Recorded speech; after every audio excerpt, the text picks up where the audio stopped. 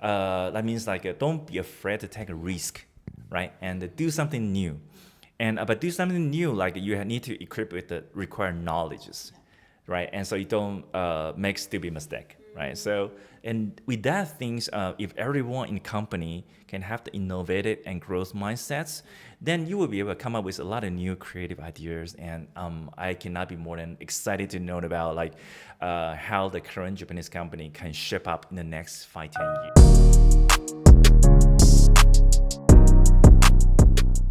Hi, Eric. Thank you so much for being here. How are you? I'm doing good. Thanks for having me here. So we met at the Google for Startup last week, right? That's right. So, Eric, you are a serial entrepreneur and then you can speak several languages. So you are so talented person. So I'm curious about you. So Eric, what do you do in Tokyo? Yeah, so I'm the founder of the AI companies and Timelyhero and what reaches as Dimes. Then what we basically do is we're trying to connect the enterprises in Japan to have the fair access to the global scale and knowledges, and to be able to assist the local company to do a more innovation, and as well as to find a way to do the global expansions in the right way, and to really print the future 10 years, 20 years of growth for the Japan. I was born in Taiwan, but I moved to Japan 20 years ago. Then I started my working for Amazon and as well as Google. So I learned my basic via the unit was sort of kind of huge companies from there were still a venture. Then also have spend a few years launching the global what's called unicorn companies in Japan, such as the Didi and the Food Panda. So one is the ride sharing company, another is the food delivery company is in there. So it's actually my fifth company in Japan. Yeah. I see. Okay, let's dive into your company. So your company is B2B, correct? That's right. Yeah, so we are connecting the local enterprise in Japan. Basically, we'll sit down with them, most talking about what their pain points or the problems about organizations, what kind of the talents that we're required to build.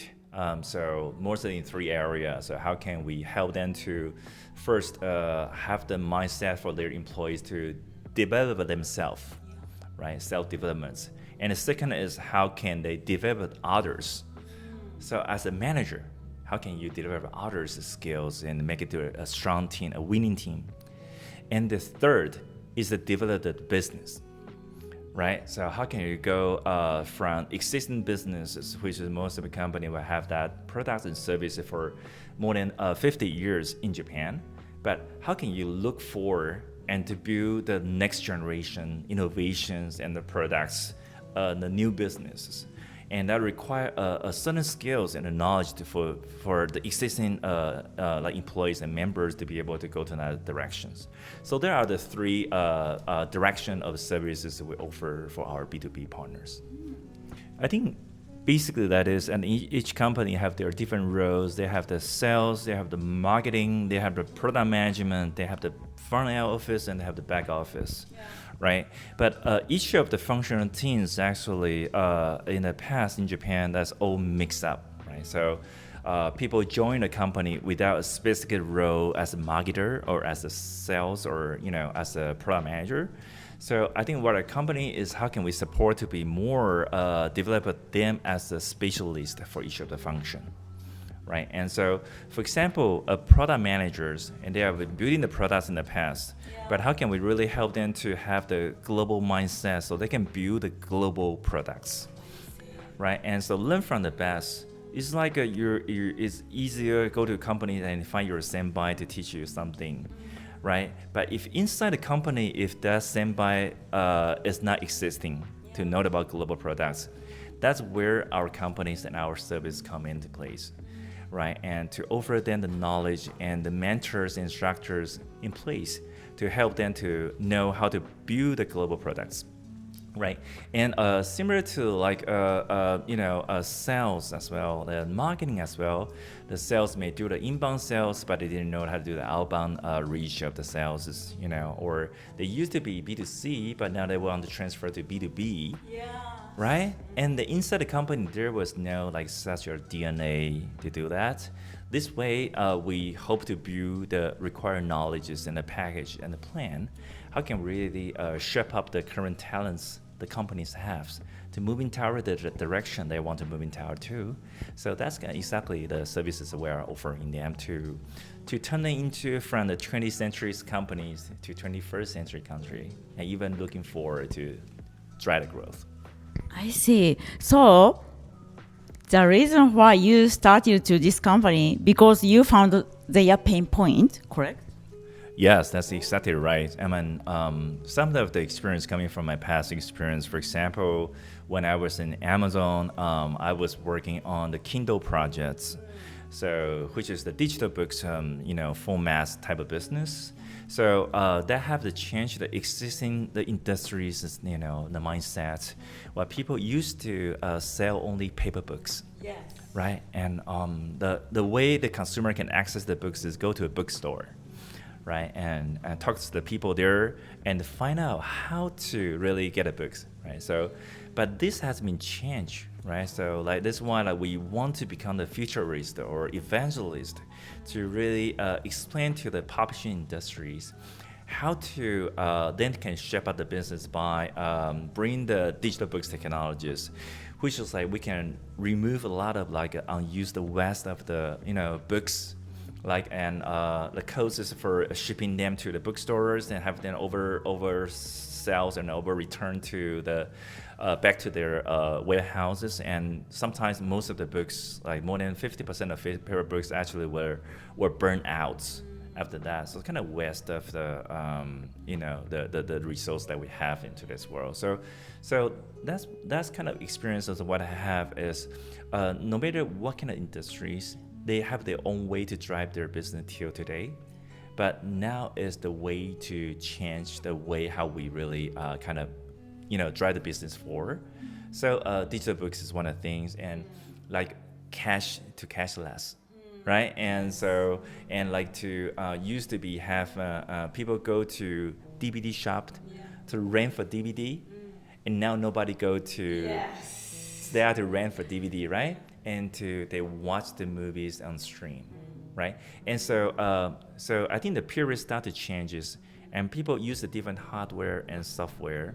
Like in the more than 30 years ago, there is no smartphone, right? And then there was a feature phone, right? Then now from 2007, since now iPhone was released, and there's a smartphone, right? So the consumer's behavior is changing, right? From staying at home, living room, watching the television, to watching the things on their handy devices, right?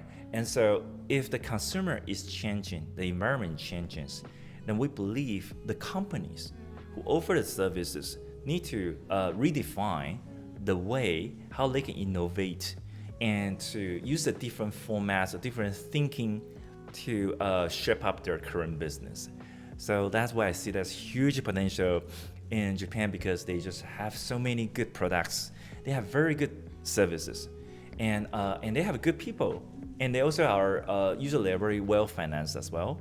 But I think if we can kind of be there in a single place to trigger the idea for innovations, and to assist with to grow the talents with that innovative kind of change mindsets, like be agile, right? So that means like don't be afraid to take a risk.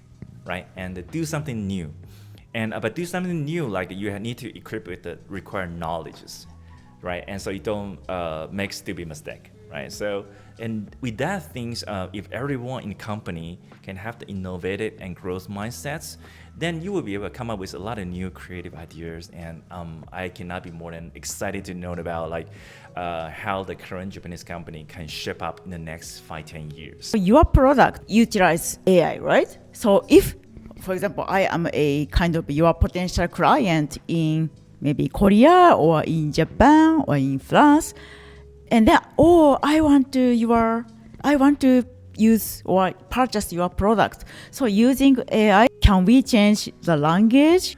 Yes, that's one of the key features we provide. So we allow people to connect to each other that speaking different languages. So what it look like is like a video chat services. So when you only speak Japanese, you'll be able to speak Japanese to the people from US, right? And we provide real-time translator services. So what you say will be translated real time to the other languages and show as the subtitles of the other side.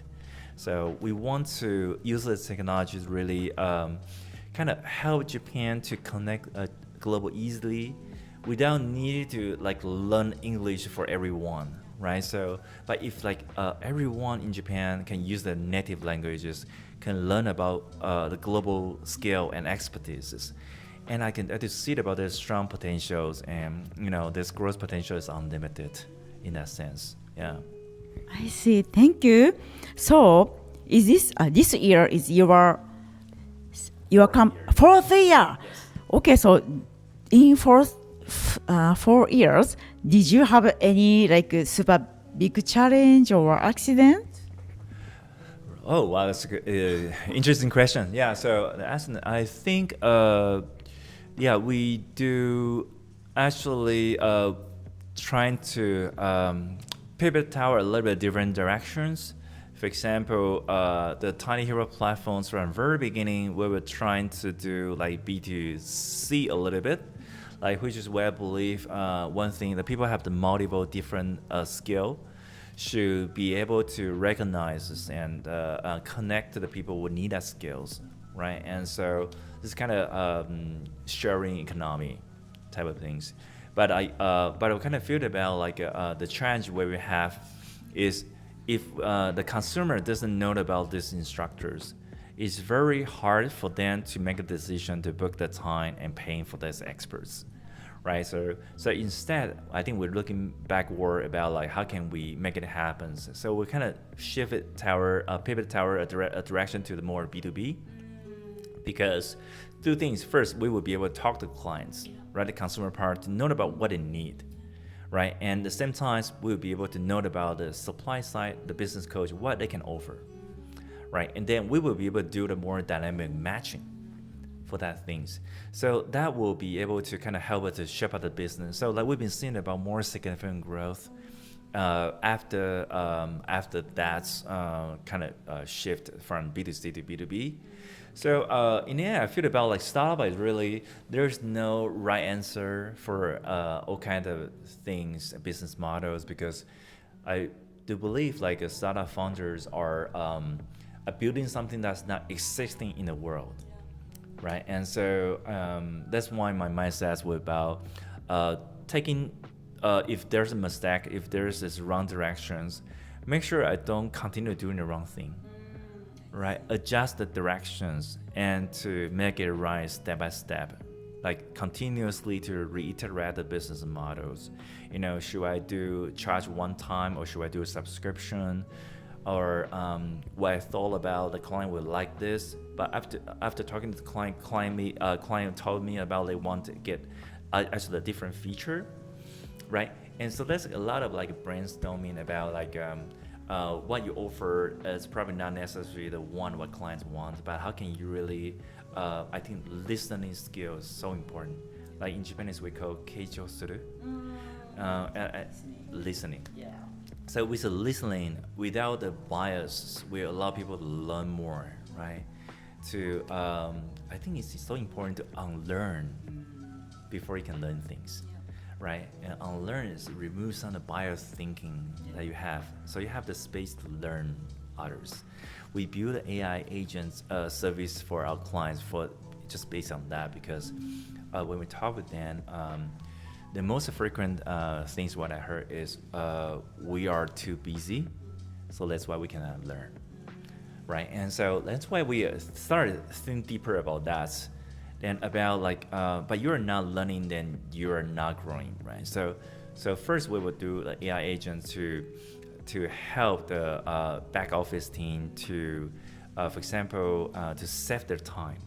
First, to increase the results they have, right? So the save the time to help them more productivity is by, for example, in the past 1 year, if you received similar questions, from your counterparts in the company to the HR teams, then can we take that as knowledge and the data inputs, right? And feed it into our LLM and our AI products.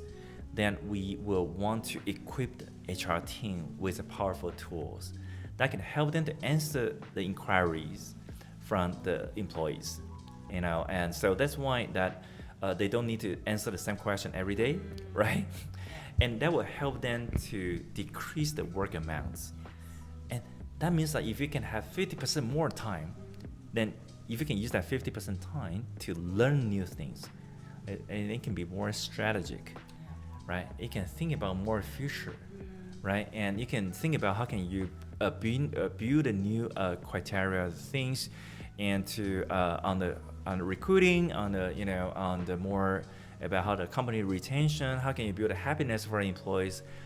To be honest, I feel about HR is superheroes because they do everything. Yeah.